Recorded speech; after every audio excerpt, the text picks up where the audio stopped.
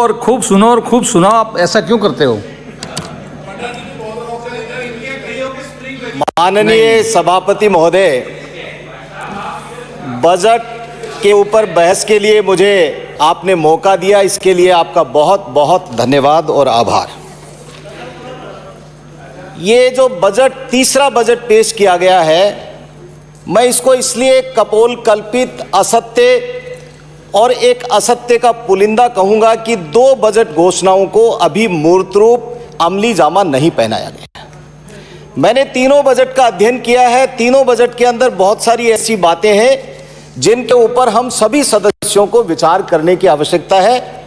मैं नहीं कहता कि कोई पक्ष के विधायक के क्षेत्र में यदि कुछ दे दिया हो, विपक्ष के नहीं दिया हो, ऐसा हालांकि सदन में सदन के नेता को नहीं करना चाहिए, लेकिन ऐसा भी हुआ है और मूर्त रूप में धरातल के ऊपर वो सारी की सारी योजनाएं नहीं उतर पाई है जो बजट के अंदर पिछले दो बजट में घोषणा की थी। तीसरा बजट और उसी तर्ज के ऊपर बहुत सारी घोषणाओं का पुलिंदा, असत्य का पुलिंदा सदन के नेताजी ने यहां पर प्रस्तुत कर दिया। और जो जादूगर ने जादूगरी दिखाई, जादूगर ने बहुत जोरदार तरीके से कहा कि मैं जादूगर हूं, उनका इशारा वहां सीमा पर बैठे हुए व्यक्ति की तरफ तो जरूर था, लेकिन वो इशारा पूरे राजस्थान की तरफ था। दुर्भाग्यपूर्ण है, जादू के अंदर जो चीज दिखाई जाती है वो असत्य होती है। जादू के अंदर, कपड़े के अंदर कबूतर होता है और बाहर लड़की प्रस्तुत की जाती है। ये जादू है जो जादूगर जी ने दिखा दिया है। इसलिए ये गरिमामय सदन, जिसके अंदर हमने सुना था कि जो यहां पर कहा जाता है उसके ऊपर पूरा अमली जामा पहनाया जाता है। आज प्रश्नकाल के अंदर माननीय अध्यक्ष जी का धन्यवाद देना चाहता हूं। उन्होंने फटकार लगाई सरकार के ऊपर और मंत्रियों के ऊपर। उन्होंने कहा कि जो बोला जाता है उसके ऊपर कार्यवाही करनी चाहिए और अधिकारियों को यह निर्देश देने चाहिए। ये बजट की पोल खोलता है माननीय अध्यक्ष महोदय का जो दिशा निर्देश दिए गए हैं। विधानसभा में कोई मतलब नहीं है, कोई कुछ भी कह देता है। हमने सुना था कि एक एक शब्द के ऊपर नोट करके उसके ऊपर कार्यवाही की जाती है, लेकिन मैं देखता हूं कि जैसे ही प्रश्नकाल समाप्त होता है, अधिकारी दीर्घा से सारा का सारा सदन खाली हो जाता है। और अब तो हालात ये हैं माननीय सभापति महोदय कि दो मंत्री, राज्य मंत्री महोदय यहां पर विराज रहे हैं और पूरा सदन खाली पड़ा है। ये सरकार के हालात हैं। एक पीछे बैठे हैं, वो राजेंद्र जी मेरे मित्र पीछे बैठे हैं। दोस्तों, मैं बात करना चाहता, माननीय सभापति महोदय, कांग्रेस के 2 वर्ष राजस्थान बदहाल है 2-3 बिंदुओं के अंदर, क्योंकि मुझे पता है समय की पाबंदी है। बिजली की बड़ी कीमतों से किसान परेशान है और आम जन हलकान है। अपराध का ग्राफ इतना ऊपर चढ़ा है कि आम व्यक्ति घर में भी असुरक्षित है। युवा भटक रहे हैं, रोजगार धरातल से हवाई हो गया है। प्रदेश की बेटियां असहज और असुरक्षित हैं। करनी थी प्रदेश की सेवा और सरकार ने खाया 5 स्टार होटलों में मेवा। कांग्रेस की राजनीतिक महत्वाकांक्षा और एक दूसरे की टांग खिंचाई ने राज्य के विकास को हाशिए पर ला दिया है।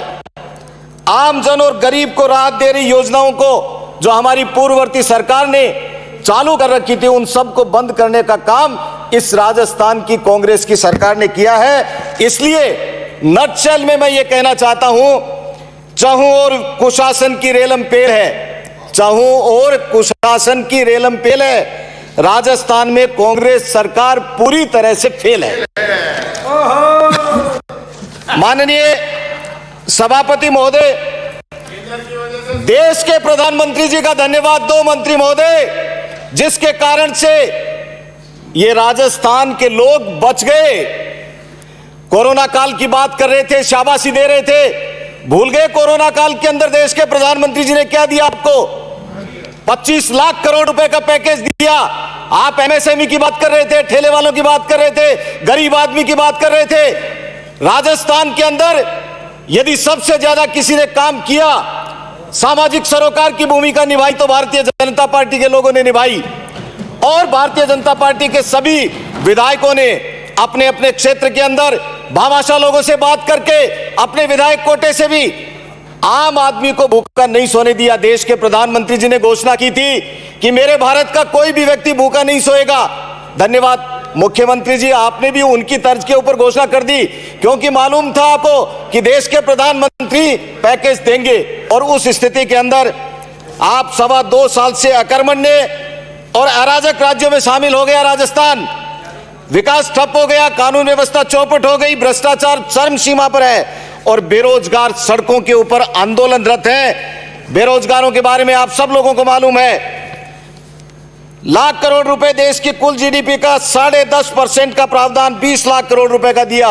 आप लोग कह रहे थे ना कि देश के प्रधानमंत्री जी ने क्या दिया, 20 लाख करोड़ रुपए का पैकेज की घोषणा करी थी। और आप बड़ी बड़ी बातें कर रहे थे, वैक्सीन लगाने की बात कर रहे हैं। देश के अंदर, दुनिया के अंदर तीसरा देश है भारत जिसके अंदर वैक्सीन बन गई। ये देश के प्रधानमंत्री नरेंद्र मोदी जी को और भारत सरकार की, केंद्र की सरकार को धन्यवाद तो दो कम से कम।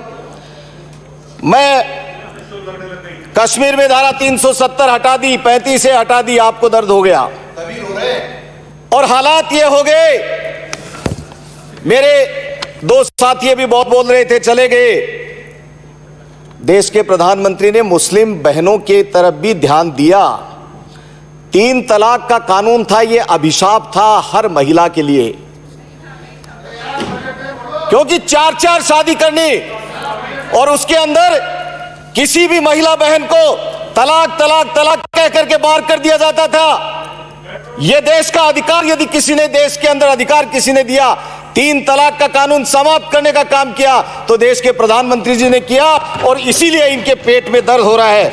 मैं कहना चाहता हूं मित्रों, 5 स्टार होटलों के अंदर, 7 स्टार होटलों के अंदर तो चले गए, लेकिन 11 महीने से मुख्यमंत्री जी मुख्यमंत्री निवास से बाहर निकले और लोग बाग, यहां पर जो बाहर से आने वाले लोग थे, उनके पैरों के अंदर छाले ही नहीं पड़ गए, उनसे खून रिसने लगा। तब मुख्यमंत्री जी को चिंता नहीं हुई। इस बात की चिंता यदि किसी ने की तो हम लोगों ने की, चरण पादुकाएं भी दे करके उन लोगों को गंतव्य स्थान पर पहुंचाने का काम यदि किसी ने किया तो भारतीय जनता पार्टी के लोगों ने किया। और भारतीय जनता पार्टी के लोगों ने, माननीय मंत्री महोदय विराज जाइए, आप बैठ जाइए। सभापति महोदय मैं बैठ जाऊं। सभापति महोदय, ये क्या बात है? आप बोलो बोलो बोलो, बोलते रहिए। भारतीय जनता पार्टी के कार्यकर्ताओं ने हमारे राष्ट्रीय अध्यक्ष जी के आह्वान पर कोरोना के संकट में बढ़ चढ़ करके सेवा कार्य किया। अब मैं बताऊंगा क्या क्या किया तो आपको फिर दर्द होगा। आमजन की जरूरत के हिसाब से 1,90,25,350 पैकेट, 57,33,150 सूखी राशन सामग्री के पैकेट, 91,75,450 मास्क वितरण करने का काम किया तो भारतीय जनता पार्टी के लोगों ने किया। आप लोगों ने तो जो सरकारी कोटा था उसके ऊपर अपनी फोटो लगा करके लोगों के बीच में जाने का असफल प्रयास किया। इससे ज्यादा आप लोगों ने कुछ भी नहीं किया। ये दलितों की बात कर रहे हैं, माननीय सभापति महोदय, दलितों के प्रति अत्याचारों में देश में राजस्थान का दूसरा नंबर है। दलित भाई बहनों पर पूरे देश में अपराधों में केवल राजस्थान में 14.81% अपराध घटित हुए हैं। इसी प्रकार अनुसूचित जाति जनजाति के प्रति अपराध में देश में राजस्थान का दूसरा नंबर है। देश भर में घटित अपराधों में 21.8% अपराध तो केवल राजस्थान में हुए हैं। और महिलाओं के प्रति अपराध, बच्चों के प्रति अपराध, आप सब लोगों को मालूम है, बहुत लंबी बात है। मैं आप लोगों का ध्यान सिर्फ कुछ बातों के ऊपर और करना चाहता हूं। बजट के अंदर घोषणा, उन्होंने बजट नहीं, घोषणा पत्र में, कांग्रेस के घोषणा पत्र में इन्होंने कहा कि हम विप्र कल्याण बोर्ड बनाएंगे। तीसरा बजट पेश कर दिया, विप्र कल्याण बोर्ड धरातल पर तो कहीं आया नहीं है। और उसके अंदर ईडब्ल्यूएस के जो आरक्षण दिया था, ईडब्ल्यूएस का आरक्षण देश के प्रधानमंत्री जी ने दिया था। आप लोगों ने यहां पर जो एक महिला बहन है ईडब्ल्यूएस की, उसके लिए जो पति की आय और पिता की आय, दोनों आय जोड़ दी जाती है। कैसे ईडब्ल्यूएस में आएगी? आपने उनको आरक्षण दिया, लेकिन आरक्षण के लिए जो सीमा में, आयु सीमा में छूट दी जाती है, वो आयु सीमा की छूट को भी आपने नहीं दिया। रोडवेज के अंदर जब वो परीक्षा देने के लिए जाते हैं तो उनको छूट दी जाती है, उसको भी आप लोग भूल गए। और उसके बाद में जो फीस ली जाती है उसके अंदर भी आप लोगों ने किसी तरह का कोई प्रावधान नहीं किया। ये ईडब्ल्यूएस के लोगों के प्रति जो आपके मन में जो उनके प्रति भेदभावपूर्ण रवैया है, इसको ठीक करने की आवश्यकता है। मैं समझता हूं कि सरकार को भगवान सद्बुद्धि देगा और इन सब कामों को करने के लिए सरकार की सद्बुद्धि आएगी। निरोगी राजस्थान की बात कर रहे हैं, बहुत बढ़ चढ़ करके निरोगी राजस्थान की बात करी। मैं रतनगढ़ विधानसभा क्षेत्र की बात कर लेता हूं, पूरे राजस्थान की बात सभी लोगों ने कर ली। रतनगढ़ विधानसभा क्षेत्र के 70% अस्पताल, चाहे वो सीएचसी है, पीएचसी है, उप जिला अस्पताल है, चाहे डिस्पेंसरीज हैं, उसमें 70% से ज्यादा पद खाली पड़े हैं। अस्पताल के ताले लगने की स्थिति में मंत्री महोदय, और वो दिन दूर नहीं जब रतनगढ़ की जनता रतनगढ़ के अस्पतालों में वो जंगखारी मशीनों के आगे ताला लगा देगी।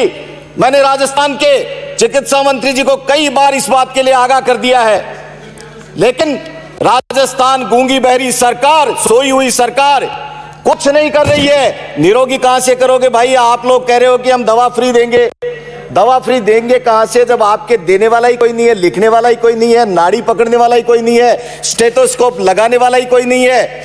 आपने 16 पद है वहां पर। रतनगढ़ के चिकित्सालय में, एक चिकित्सालय की बात करूं जो स्पेशलिस्ट के हैं, 16 में से 14 पद खाली पड़े हैं। ये कब से खाली है? ये पिछले 2.5 साल से, 2.25 साल से खाली है। जो थे उसमें से 6 डॉक्टर्स को आपने वहां से हटा दिया। पीडियाट्रिशियन था, उसको हटा दिया। गायनी का एक बार आया था, गायनिकोलॉजिस्ट चला गया। ऑर्थोपेडिक्स का है ही नहीं आपके पास में सर्जन। आप कौन से निरोगी राजस्थान की बात करेंगे? क्या निरोगी राजस्थान इसलिए हो जाएगा कि आपने जो देश के प्रधानमंत्री जी ने बजट भेजा उस बजट के अंदर कर देंगे? सड़कों के हालात बहुत खराब हैं। मैं उससे पहले माननीय मंत्री महोदय चले गए, उच्च शिक्षा मंत्री महोदय के बानगी बताता हूं। मेरे यहां पीजी कॉलेज है रतनगढ़ के अंदर, महाविद्यालय, बालिका महाविद्यालय पीजी। एक लेक्चरर है, सिर्फ एक लेक्चरर। पूरे कॉलेज में एक लेक्चरर है, सिर्फ एक लेक्चरर। आप बता दीजिए यदि सदन में मैं असत्य बोल रहा हूं तो एक लेक्चरर है, मैं 6ठी बार बोल रहा हूं। और पीजी कॉलेज चल रही है, उसके अंदर होम साइंस है। होम साइंस के प्रैक्टिकल कैसे होंगे? बालिकाएं कहां जाएंगी? हालात खराब हैं। ग्राम पंचायतों में विकास पथ बना रहे थे, क्या हुआ? आपने तो कहा था ना कि प्रत्येक ग्राम पंचायत के अंदर विकास पथ बनाएंगे। कहां चली गई बजट की घोषणा? मुख्यमंत्री जी कह रहे थे फेरो कवर लगाएंगे, वो फेरो कवर ढूंढने पे नहीं मिल रहे हैं। कहां गया वे अधिकार? विधायकों को अधिकार दिया था माननीय वसुंधरा राजे ने, 7 किलोमीटर और 10 किलोमीटर तक की मिसिंग लिंक कहां चली गई? जनता जवाब पूछ रही है। गांव के अंदर अभी गए थे, वो सुजानगढ़ तो इसलिए नहीं किया कि वो उसमें आ जाएगा, सुजानगढ़ के पास के अंदर पिलानियों की ढाणी में, वहां पर उनको ले आए आंगनबाड़ी वर्कर्स को, कृपया समाप्त। वहां पर ले आए नगर पालिका के। महोदय 3 मिनट है अभी, माननीय महोदय 3 मिनट है। टाइम जो दिया हुआ है वो आपके वहीं से आया है। आप तो बराबर ठीक है। ऐसी स्थिति के अंदर सड़कों के रिकारपेटिंग की बात मैं करता हूं, 1 इंच भी सड़क के ऊपर रिकारपेटिंग नहीं किया गया है। बहुत सारी सड़कें हैं जिनको मैं माननीय सभापति महोदय आपकी इजाजत से मैं टेबल कर दूंगा, जिनका नाम लेना संभव नहीं है। बहुत सारी ऐसी बातें हैं जिनके ऊपर बेरोजगार दर दर भटक रहे हैं। नर्सिंग भर्ती, पंचायत राज एलडीसी भर्ती, तृतीय श्रेणी शिक्षक भर्ती, प्रयोगशाला सहायक भर्ती, आयुर्वेद नर्सिंग भर्ती, फार्मासिस्ट भर्ती, रेडियोग्राफ लैब टेक्नीशियन परिणाम, पीटीआई प्रयोगशाला सहायक, एएन भर्ती, छात्रावास अधीक्षक ग्रेड 2 एलडीसी भर्ती, रेट, ये सारे के सारे मामले आपके संज्ञान में होने चाहिए। माननीय सभापति महोदय, सरकार बहुत गहरी नींद में सो गई है, इसको जगाने की आवश्यकता है। मेरे क्षेत्र की बहुत सारे, एक बात कहते हुए मैं मेरी वाणी को विराम दूंगा। अभी मुख्यमंत्री जी ने घोषणा की है सीएचसी बनाएंगे और उसके अंदर विधायक को अधिकार दिया गया है कि वो विधायक एक सीएचसी का, आप सब लोगों को भी सुनने की आवश्यकता है, एक सीएचसी को मॉडल सीएचसी बनाएंगे। हमने पिछले 2 बार भी लगातार मुख्यमंत्री जी को कहा कि छापर के अंदर सीएचसी बनाओ, बड़ा कस्बा है, सीएचसी नहीं बनाई। अब हमको अधिकार मिला है तो मैं ये कहता हूं कि छापर में सीएचसी बनाओ, उसको मॉडल सीएचसी बनाओ, और छापर देवाड़ी रोड से जो हाईवे को जुड़ती है उस सड़क को बनाने के लिए मुख्यमंत्री जी आप आगे बढ़ करके यदि उसको करेंगे तो निश्चित रूप से ठीक होगी। बिजली की दरों की बात रह गई, घर घर पानी लेने की बात के अंदर सरकार अपना राज्यांश नहीं दे पा रही है, शिक्षा के अंदर हालात खराब है। अंकित नहीं होगा, समाप्त करें। मैं बिल्कुल समाप्त कर रहा हूं आपकी इजाजत से। मैं बातें बहुत सारी थी, बोलनी थी, लेकिन फिर दोबारा ये कहता हूं कि जब आप समाप्त करें, हाकिम ही मेरा कातिल है, समाप्त करें। तो मुझे न्याय की उम्मीद कुछ भी नहीं है। इसलिए सरकार से ये निवेदन करते हुए कि भगवान आपको सद्बुद्धि दे और राजस्थान की जनता की तरफ थोड़ा सा ध्यान दे, गहरी नींद से सोए हुए जागो। धन्यवाद। जय हिंद, जय भारत। माननीय सभापति महोदय, महामारी कोरोना के बावजूद जो शानदार और जानदार जो बजट पेश करके ये किसी को उम्मीद नहीं थी कि ऐसा शानदार बजट आएगा, और माननीय मुख्यमंत्री जी ने शानदार बजट पेश करके विपक्ष की बोलती बंद हो गई, और विपक्ष की बोलती बंद करके माननीय लोकप्रिय मुख्यमंत्री जी ने यह साबित कर दिया कि 60 इंच का सीना अगर किसी का है तो अशोक गहलोत जी का है। माननीय सभापति महोदय, बजट शानदार के बावजूद विपक्ष का विरोध उनकी मजबूरी है, दिल में अलग है। वो जानते हैं कि एक शानदार घोषणा हुई, लेकिन उनको डर है कहीं नंबर न कट जाए। उन नंबर कटने के डर से ऊपर से मजबूरी में बोल रहे हैं, और वास्तव में इनकी मजबूरी भी है। ऐसे शब्द यूज आ रहे हैं, शर्म आ रही है। कोई आंदोलन जीवी बता रहा है, और कल माननीय प्रदेश अध्यक्ष जी ने घोषणा जीवी कह दिया। ऐसे शब्द शोभा नहीं देते। अगर वो घोषणा जीवी कह रहे हैं तो मैं उनको भाषण जीवी कह दूं, इनसे कोई मतलब निकलने वाला नहीं है। क्या आपको भी मैं कह दूं भाषण जीवी? लेकिन घोषणा तो जोर है, पर धरातल पे कैसे आएगी, ये पूरी कैसे होगी, ये चिंता जननायक अशोक गहलोत जी को है, आपको नहीं है। माननीय सभापति महोदय, इन जादूगर की जादूगरी समझने में आपको और समय लगेगा, और वास्तव में राजस्थान में आज जो महंगाई की बार बहुत हुई, महंगाई नहीं मार, अब की बार मोदी सरकार।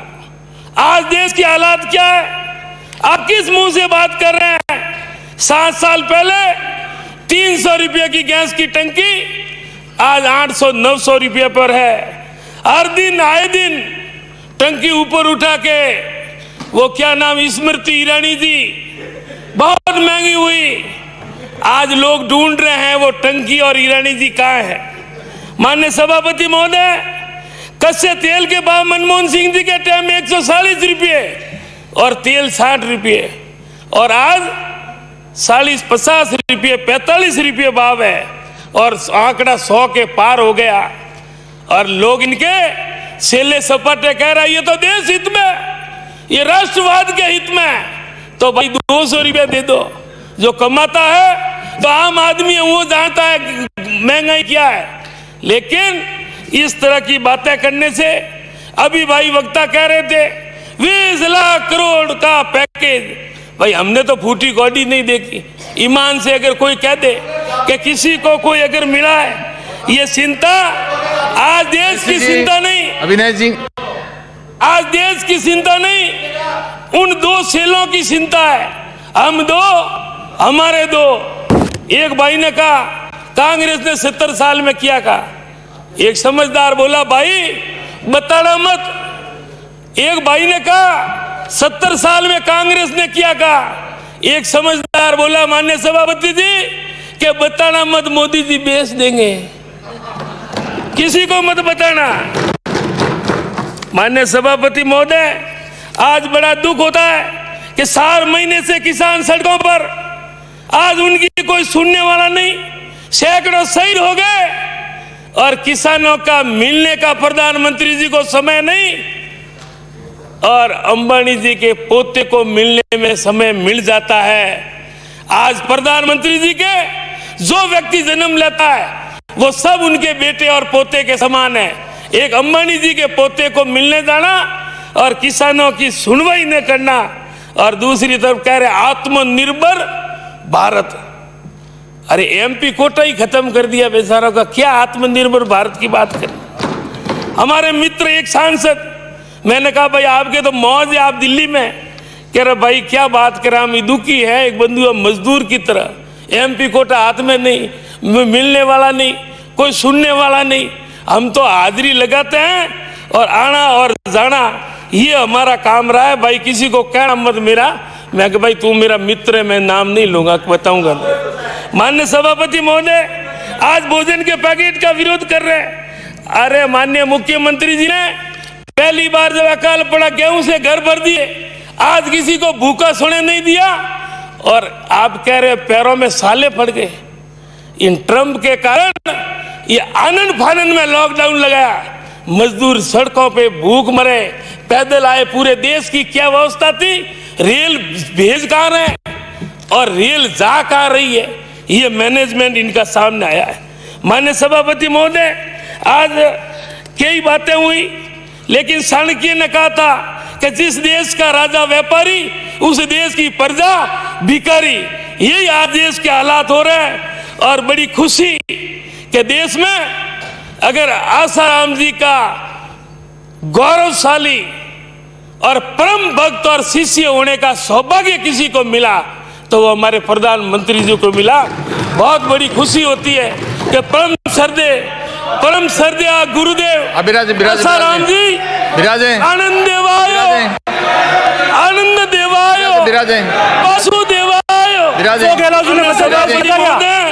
फिर ये भी बताओ, अरे तो सेले नहीं है। अरे अमीन खान जी ने क्या कहा था, सेले नहीं है। कौन रसोई के अंदर रोटी बेलती थी? आसाराम जी के सेले नहीं है। रसोई में रोटी बेलने का काम करती थी? डर किस बात का? अब बिराजे ये बजट किस बात का? कर दिया सभापति महोदय, बजट में क्या? सभापति महोदय, कर दिया, अब जब बैठ जाओ सरदार पटेल नशा करके आ जाते हैं, बोलने लग जाते हैं। इनका नशा तो बंद माननीय करो। सभापति महोदय, सरदार पटेल साहब का झूठा गुणगान और वाहवाही लेने की असलियत सामने आ गई। उनका नाम हटाकर खुद का नाम से स्टेडियम, उनका नाम लौह पुरुष सरदार वल्लभ भाई पटेल, जिनकी बदौलत आज ये भारत देश है। वो नहीं होते तो कोई आप होते हैं, कोई हम होते, और उनका नाम हटाना, कभी मौलाना अब्दुल कलाम साहब का विरोध करना। और कल भाई ये कह रहा था चंद्रशेखर जी को गोली नेहरू जी ने धोखा करके। अरे यार इतना तो झूठ मत बोलो, मेहरबानी करके इतना मत बोलो, ऊपर वाला देख रहा है। आज कौन नेहरू जी थे, कौन पटेल साहब थे, उनके जूतों का मुकाबला अपन नहीं कर सकते। आज माननीय सभापति महोदय, आज पटेल साहब का नाम हटाना, मैं धन्यवाद देता हूं माननीय प्रधानमंत्री जी को कि मायावती जी के बाद में किसी ने जिंदे जी खुद का नाम लगाने की हिम्मत की है, वो मोदी जी ने की। माननीय सभापति महोदय, और डाटा और नेट जिसको दिया गया, आप देखते आए दिन नेट बंद हो जाता है और ये आटा दे दिया। माननीय सभापति महोदय, ये डाटा दे दिया, नेट बंद हो जाते हैं। और अगर उनके हाथ में आटा दे दिया तो क्या हालात होंगे, गरीब कहां जाएगा। माननीय सभापति महोदय, कई बातें, भाषण और राज बनाना और सरकार चलाने में अंतर है। मैं तारीफ करता हूं सरकार बनाने में, सरकार तोड़ने में और भाषण देने में माहिर है, लेकिन सरकार चलाने में माहिर कोई था, मनमोहन सिंह जी थी। माननीय सभापति